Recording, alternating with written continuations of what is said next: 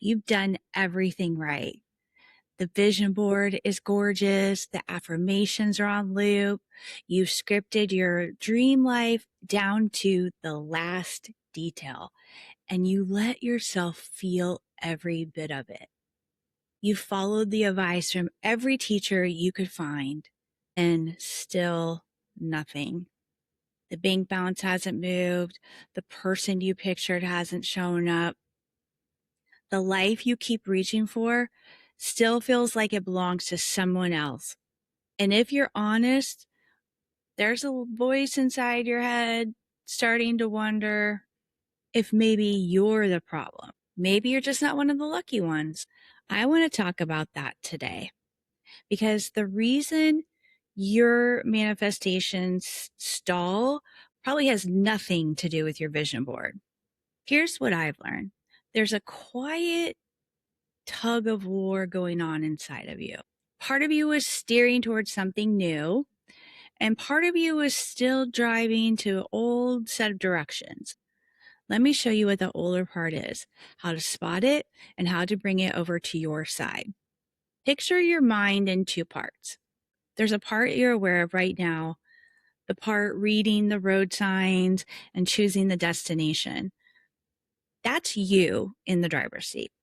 It's the voice that says, I want more money. I want to feel loved. I want to feel good in my body again. But here's the one thing about driving. Once you've done it long enough, most of it runs on autopilot. You pulled into your own driveway with no memory of the drive home, right? That wasn't the driver paying attention. That was the automatic part of you running the whole trip in the background. That automatic part is your subconscious.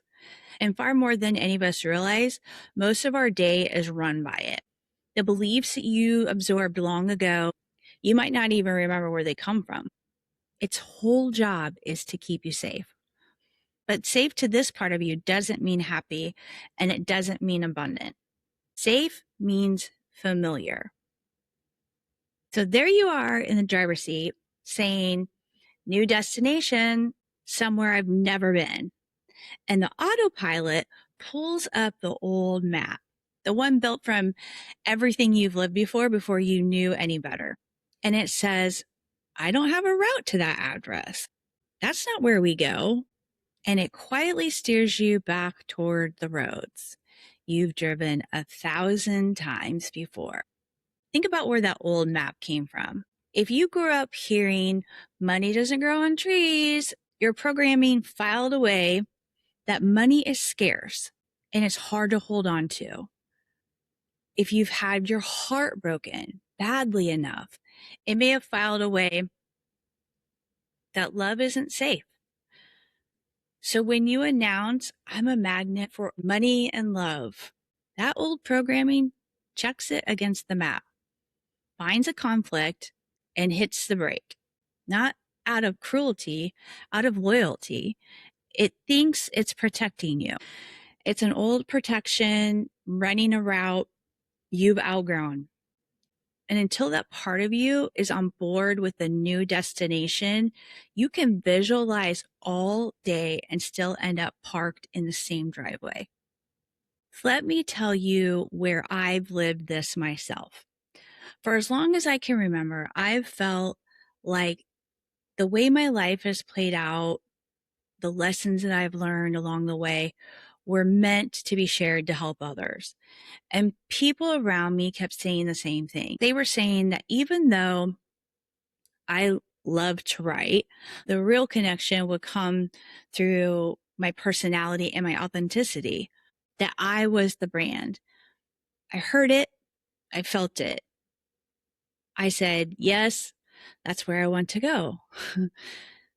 And then I hesitated every time because writing felt safe to me. Writing let me share the lesson while keeping a little distance, letting people see and hear me instead of just reading my curated words. That was a different thing entirely. That's where the imposter syndrome crept in. Why would people care? What will people who know me think? I'm not better than anyone else, so why me? In order to be seen, I needed to turn off that autopilot of thoughts telling me I wasn't ready or good enough. I needed to consciously choose a different route, even if I was scared of showing up. You can't change beliefs if they're hidden. So before we can rewire anything, we must turn on the lights. Here are 3 simple ways to discover the programming that's steering you. 1, you let your body answer. You find a quiet spot, close your eyes, take a couple slow breaths. Now say your desire out loud like you mean it. I'm financially free. I'm in a loving and secure relationship. Then get quiet and notice what your body does. Is there a tightness in your throat? A drop in your stomach? Does your jaw clench? Or do you feel nothing at all, like you're speaking a language you don't understand? The reaction is your clue. It's not proof that the desire is impossible.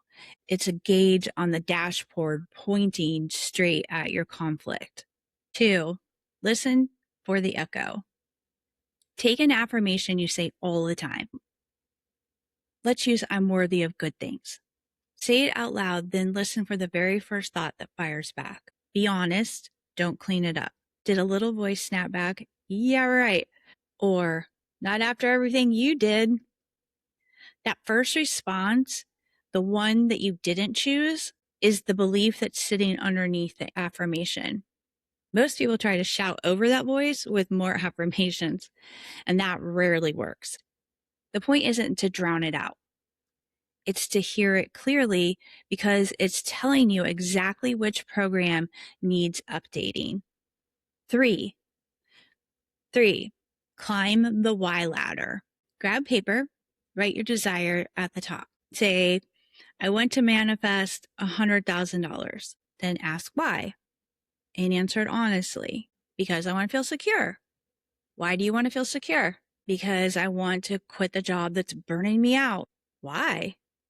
Because I want peace. I'm tired of being stressed all the time.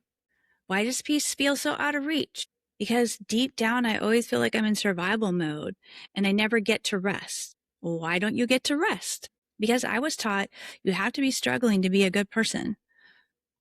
And there it is. You started at money and you landed on a belief that ties your worth to struggle. No wonder money feels blocked. Your programming is telling you that money means not struggling, and you're not good unless you are struggling. Those 3, the echo, the body, and the why ladder, are how you see the hidden belief. And once you can see a belief, you stop being a passenger and you get to edit it. So rewire it. Finding the block is the win that makes everything else possible. But now comes the real work. And it isn't a fight with yourself. It's a conversation. Name it and thank it. Take the belief you uncovered. Say it's, I have to struggle to be worthy. Don't attack it. Say out loud or on paper, I see you. Thank you for trying to keep me good by the rules that you learned. But that rule is out of date now, and it's costing me more than it's saving me. I'm choosing to release it. Sounds a little strange the first time. It's also disarming. You're taking the charge out of the belief and telling your nervous system you're safe. That is how you begin to show your mind something new. Now we're going to build an evidence log. Your old belief is strong because your brain has mountains of evidence for it. Every time you struggled and survived, it filed another note that said, see, struggle works. Your job is to start a new folder. Your brain is always filtering millions of bits of information and showing you what it decides matters. You also get a say in what it flags. So each day, write down at least 3 small pieces of proof for the belief you want. If the new belief is money can come to me with ease, your proof might be, I found $5 in my coat pocket. A bill came back lower than I expected. A client paid without me having to chase them down. It feels a little forced at first, But give it a week and your brain starts handing you evidence on its own. You won't change your world overnight. You're changing the filter you see it through. Now rehearse the feeling. Logic alone rarely moves a deep belief. To bring the subconscious or the automatic part of you on board, you have to speak its language, which is feeling. The easiest time is that drowsy stretch right before sleep. When the analytical mind goes quiet, picture one small scene of your desire as if it's already real. Not the big moment, the ordinary one. Not the job offer, but a quiet Tuesday, a month in, feeling settled. Not the wedding, but their hand in yours on a normal evening, relaxing on the couch together. Step into it. Don't just watch it. What do you see? What do you hear? And most of all, what do you feel? Loop that feeling as you drift off to sleep. You're giving your mind and body a chance to practice what that future feels like. So it starts to feel less foreign and more like something that's available to you. Then start living like that person already exists, the person that you want to be in the life that you want. This is where most people stall, so don't skip it. Manifestation is not passive. You don't think your way into a new life. You behave your way into it. Ask one question a day. What would the version of me who already has this be doing right now? Then do that as much as you can. Would the secure version of you avoid looking at the bank statement, or look at it calmly and just get information? Would the version of you who expects a healthy relationship keep settling for inconsistent attention, or start making choices that reflect the kind of love you want? Start small. Every time you choose your future self's move over your habit, you cast a vote for who you are becoming. That's the loudest signal you can send. This is who you are now. There's one last piece, and it's a little bit of a paradox. After all that focus, you loosen your grip, not on the desire, but on the how and the when. When you keep checking, did it show up yet? Did they text back? Is it working? The desire can start to feel like something that you need to be okay. Letting go brings you back into your own life, your own energy, and the things you can choose today. So do the work and then go live your life. Find something good today. Trust that you set a real process in motion. I did a whole episode on this part, the one about how I won a fire pit. So I won't repeat all of that here. If you missed it, you can go back and watch it after this. The short version is the less you grip, the more room you leave for it to arrive.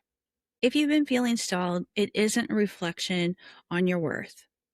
It's a message. It's a part of you that's running on an old map, trying to keep you safe in a life that you've already outgrown. The good news is you're not stuck with that programming. You are the one in the driver's seat, and you get to redraw the route. And if you want a head start, I do have a free visualization guide for intentional creation that walks you through this kind of inner work step by step. You can get it at lisafrench.rocks/visualization, or there's also a link in the show notes. If this hits home, subscribe or follow and stick around, because we talk about these type of topics every week.